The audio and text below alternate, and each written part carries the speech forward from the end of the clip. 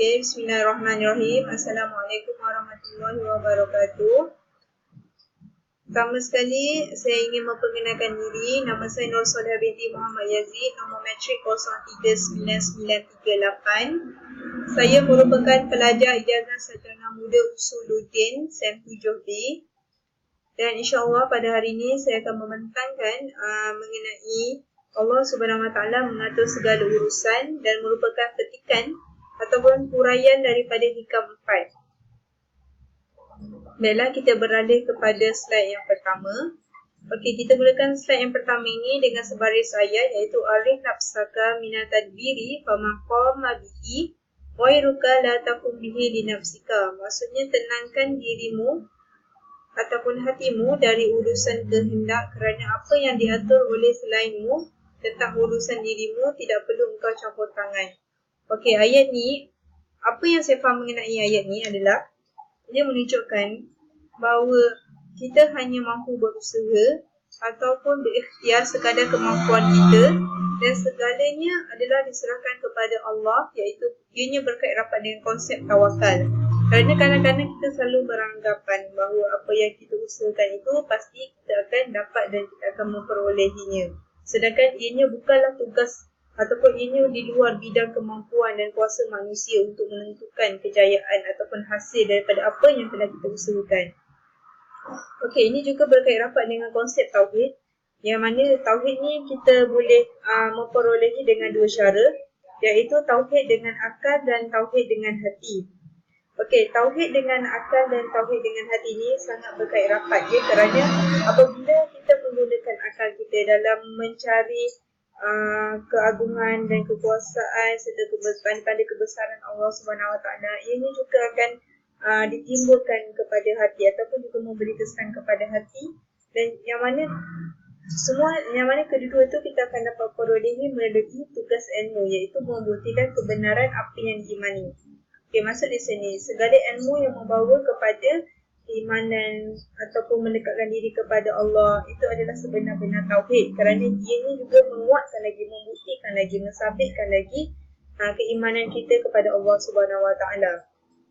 Selain itu, sebagai manusia biasa, kita juga tidak lahir daripada konsep qada dan qadar, dan termasuk dalam yang mana qada dan qadar ni adalah sesuatu perkara yang kita tidak mampu sikapkan dengan panca indera, tetapi kerana ini juga termasuk dalam perkara ghaib.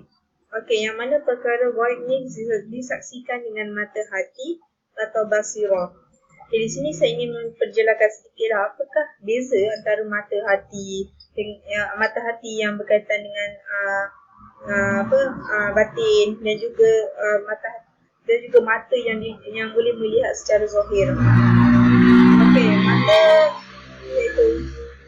Okey, mata hati ni adalah apabila kita ditimpa bala atau musibah, kita dapat melihat hikmah di sebalik apa yang berlaku. Kerana mungkin sebagai contoh ya, apabila kita ditimpa musibah seperti bencana tsunami, bagi orang yang beriman, dia akan melihat itu adalah tanda-tanda kebesaran Allah. Tiada kuasa selain Allah yang boleh mengatur, mengurus takdir dunia ini kecuali Allah. Tetapi jika kita melihat sebaliknya, bagi setengah orang yang tidak mengimani dengan kuasa Allah ni, dia akan menganggapkan bahawa apa yang berlaku kepada diri dia itu adalah sebagai satu bala, bencana buat dirinya, kerana dia tidak melihat sesuatu yang ditimpakan kepadanya itu adalah ujian untuk mendekatkan diri kepada Allah. Dia merasakan apa yang berlaku itu adalah sesuatu bala yang menjauhkan diri dia daripada kekuasaan Tuhan itu sendiri. Okey, jika kita melihat kepada mata hati ni, mata hati ni dia tidak dapat memandang jika hati dihijab dengan nafsu. Bila kita dah terlalu sibuk dengan ataupun leka dengan duniawi, dia tidak akan dapat melihat sesuatu itu dengan hikmah ataupun apakah pengajaran yang cuba Tuhan sampaikan, kerana kita hanya mampu melihat sesuatu yang berlaku pada kita itu dari sudut zahir saja, tapi tidak dari segi pengajaran ataupun hikmah yang cuba disampaikan daripada ujian ataupun bala yang telah diturunkan tadi. Okey, sambungan. Tadi kita dah bercakap mengenai mata hati. Kemudian mata hati itu tidak dapat melihat apabila ditutupi dengan hawa nafsu yang buruk dan sebagainya. Okey, di sini nafsu adalah kegelapan, bukan kegelapan yang zahir tetapi kegelapan dalam kegaiban, sesuatu kehendak. Kerana nafsu ni dikaitkan dengan kehendak hati, perasaan, naluri manusia yang inginkan keseronokan, kecintaan, kesenangan, kemewahan hidup dan semua yang berkaitan dengan duniawi. Okey. Selain itu, apabila nur rohani berjaya menuju kegelapan nafsu, mata hati akan menyaksikan perkara gaib. Penyaksian mata hati membawa hati beriman kepada perkara gaib dengan sebenar-benarnya. Okey, maksudnya apabila kita berjaya mendidik rohani kita, jiwa kita untuk sentiasa berzikir, mendekatkan diri kepada Tuhan, kita akan melihat sesuatu tu dengan hikmah dan kita akan memperoleh ketenangan kerana kita tahu apa yang berlaku kepada kita itu adalah satu ujian untuk mendekatkan diri kita ni kepada Allah SWT. Okey. Dan sebagaimana yang kita sedia maklum bahawa ilmu tasawuf itu sendiri, matlamat ilmu tasawuf itu sendiri adalah ma'rifatullah, iaitu mengenal Tuhan. Dan daripada kita dalam ilmu tasawuf ni juga memerlukan ijtihad, memerlukan pengorbanan, memerlukan usaha yang sangat kuat dan gigih lah untuk memperoleh ma'rifatullah. Kerana ilmu tasawuf itu sendiri adalah satu bidang ilmu yang mendidik jiwa dan membersihkan hati. Tasfiyatun nafs, untuk membersihkan hati. Kita bersihkan hati daripada nafsu dan sebagainya. Kemudian kita isi semula hati kita dengan perkara-perkara ataupun ibadat yang boleh mendekatkan diri kita kepada Allah SWT. Okey. Seterusnya, poin yang seterusnya iaitu orang yang mengamalkan tuntutan Islam sertai dengan beriman kepada qada dan qadar, jiwanya akan sentiasa tenang dan damai.